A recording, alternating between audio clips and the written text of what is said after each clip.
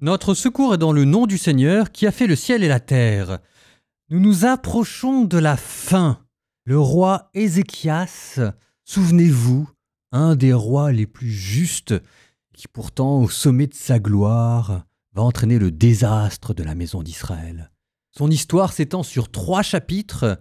Nous écoutons les 2 premiers, le chapitre 34 et le début du chapitre 35.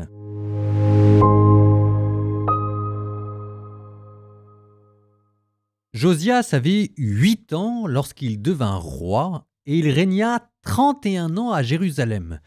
Il fit ce qui est droit aux yeux du Seigneur et il marcha sur les chemins de David son ancêtre. Il ne s'en écarta ni à droite ni à gauche. La 8e année de son règne, alors qu'il était encore un jeune homme, il commença à chercher le Dieu de David son ancêtre. La 12e année, il commença à purifier le pays de Juda et Jérusalem des lieux sacrés, des poteaux sacrés, des idoles sculptées, des idoles fondues. On détruisit en sa présence les autels des Baals, les colonnes à encens qui étaient en haut. Au-dessus d'eux, il les abattit, les poteaux sacrés et les idoles sculptées ou fondues, il les brisa, les réduisit en poussière, qu'il répandit ensuite sur les tombeaux de ceux qui leur avaient offert des sacrifices. Il brûla les ossements des prêtres sur leur autel et purifia le pays de Juda et de Jérusalem. Dans les villes de Manassé, d'Éphraïm, de Siméon et jusqu'en Nephtali, sur toutes les places, il détruisit les autels et les poteaux sacrés. Les idoles, il les brisa et les réduisit en poussière. Toutes les colonnes à encens, il les abattit dans tout le pays d'Israël, et il revint à Jérusalem. La 18e année de son règne, après avoir purifié le pays et la maison du Seigneur, Josias envoya Shaphan, fils d'Asaliahu, Maaseyahu, gouverneur de la ville, et Yoa, fils de Yoahaz, archiviste, pour réparer la maison du Seigneur son Dieu.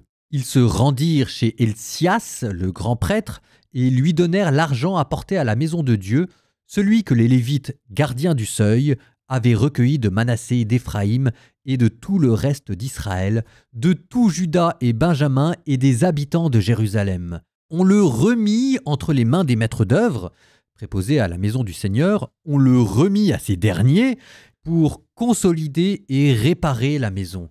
Ceux-ci le remirent aux charpentiers et aux ouvriers du bâtiment pour acheter des pierres de taille et du bois pour les assemblages et refaire la charpente des bâtiments qu'avaient endommagés les rois de Juda.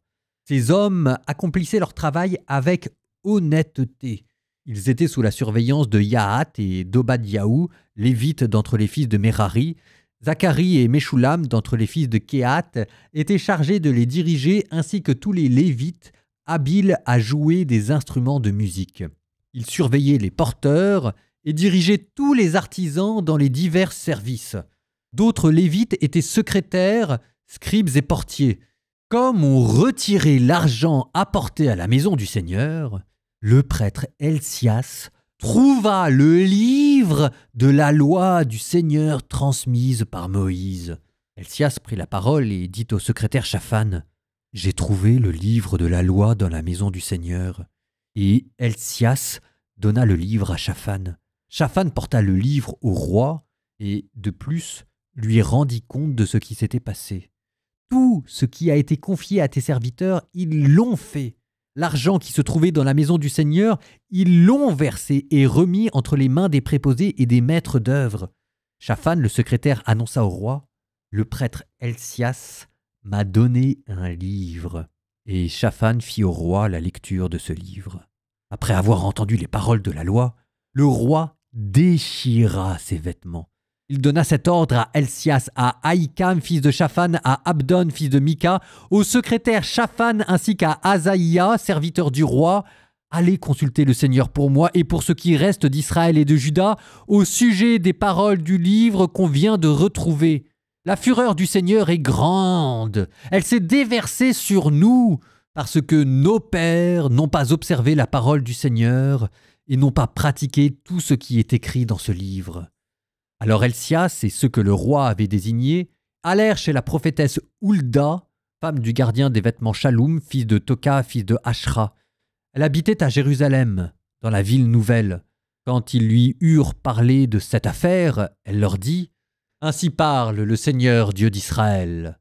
Dites à l'homme qui vous a envoyé vers moi, ainsi parle le Seigneur, moi je vais faire venir un malheur sur ce lieu et sur ses habitants, accomplissant ainsi toutes les malédictions écrites dans le livre qu'on a lu en présence du roi de Juda, parce qu'ils m'ont abandonné et qu'ils ont brûlé de l'encens pour d'autres dieux, afin de provoquer mon indignation par toutes les œuvres de leurs mains. Ma fureur s'est déversée sur ce lieu et ne s'éteindra plus. Mais au roi de Juda qui vous a envoyé consulter le Seigneur, vous direz, ainsi parle le Seigneur, Dieu d'Israël. Ces paroles, tu les as entendues. Et puisque ton cœur s'est attendri et que tu t'es humilié devant Dieu, quand tu as entendu ces paroles contre ce lieu et ses habitants, puisque tu t'es humilié devant moi, que tu as déchiré tes vêtements et pleuré devant moi, eh bien moi aussi j'ai entendu, oracle du Seigneur. Moi, je te réunirai à tes pères. Tu seras ramené en paix dans leur tombeau. Tes yeux ne verront rien de tout le malheur que je fais venir sur ce lieu et sur ses habitants. Helcias et ses compagnons rapportèrent au roi la réponse. Le roi fit convoquer tous les anciens de Juda et de Jérusalem, et il monta à la maison du Seigneur avec tous les gens de Juda, les habitants de Jérusalem, les prêtres et les Lévites et tout le peuple, du plus grand au plus petit. Il lut devant eux toutes les paroles du livre de l'Alliance retrouvées dans la maison du Seigneur. Le roi était debout à sa place, et il conclut l'alliance en présence du Seigneur afin de suivre le Seigneur, d'observer ses commandements, ses édits et ses décrets de tout son cœur et de toute son âme, et d'accomplir les paroles de l'alliance inscrites dans ce livre. Il fit s'engager tous ceux qui se trouvaient à Jérusalem et en Benjamin, et les habitants de Jérusalem agirent conformément à l'alliance de Dieu, le Dieu de leur père. Josias supprima toutes les abominations de tous les territoires appartenant aux fils d'Israël, et il obligea tous ceux qui se trouvaient en Israël à servir le Seigneur leur Dieu. Tant qu'il vécut, ils ne s'écartèrent pas du Seigneur, le Dieu de leur père. Josias célébra à Jérusalem une Pâque en l'honneur du Seigneur. On immola la Pâque le 14e jour du premier mois. Il établit les prêtres dans leurs fonctions et les encouragea pour le service de la maison du Seigneur. Il dit aux Lévites qui enseignaient tout Israël, eux qui étaient consacrés au Seigneur, « Placez l'arche sainte dans la maison que Salomon, fils de David, roi d'Israël, a construite. Vous n'avez plus à la porter sur vos épaules. Maintenant, servez le Seigneur votre Dieu et son peuple Israël. Disposez-vous par famille, selon vos classes, comme l'a écrit David, roi d'Israël, et comme l'a prescrit Salomon, son fils. Tenez-vous dans le sanctuaire, selon les branches des familles pour vos frères, les gens du peuple, et selon la répartition des familles des Lévites.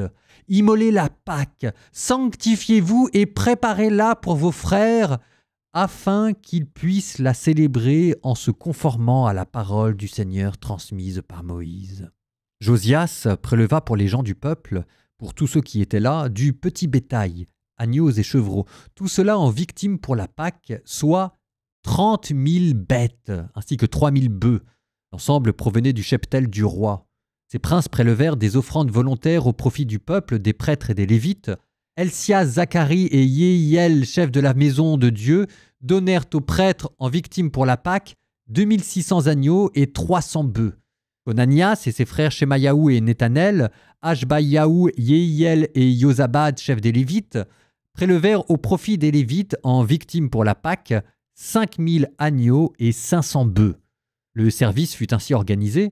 Les prêtres se tenaient à leur place, de même les Lévites, en fonction de leur classe, selon le commandement du roi.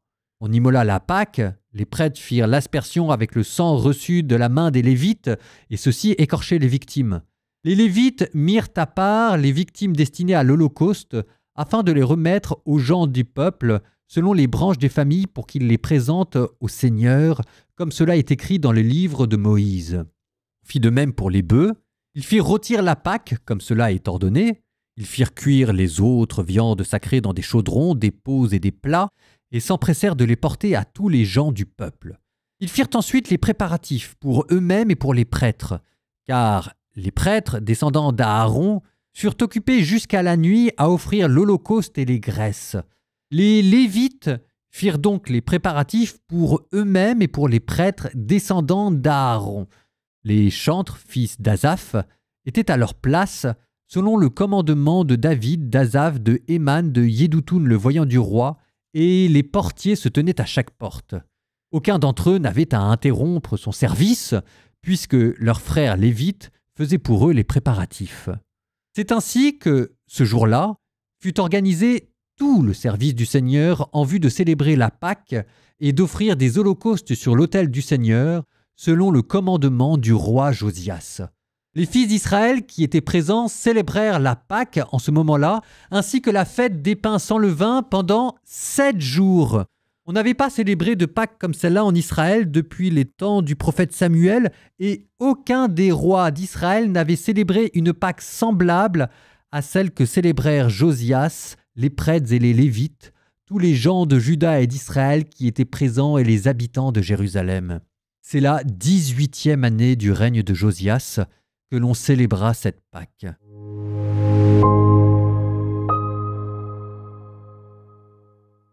Vous avez vu ? C'est ces cercles à Jérusalem dont je vous parlais et qui continuent envers et contre tout de grandir. On parlait souvent dans ce chapitre à mots couverts de la mère d'Ézéchias qui le suivait. Il a dû recevoir une bonne éducation. On vous a aussi donné tout le nom de ces officiers royaux, signe d'une administration qui marche et qui fonctionne. Et même, cette bureaucratie sacrée commence à produire ses plus grands joyaux. Voilà que l'on découvre le livre de la Torah. En tout cas, moi qui n'arrêtais pas de vous parler de ce corps d'État, il est arrivé à maturité. Que demande le peuple ?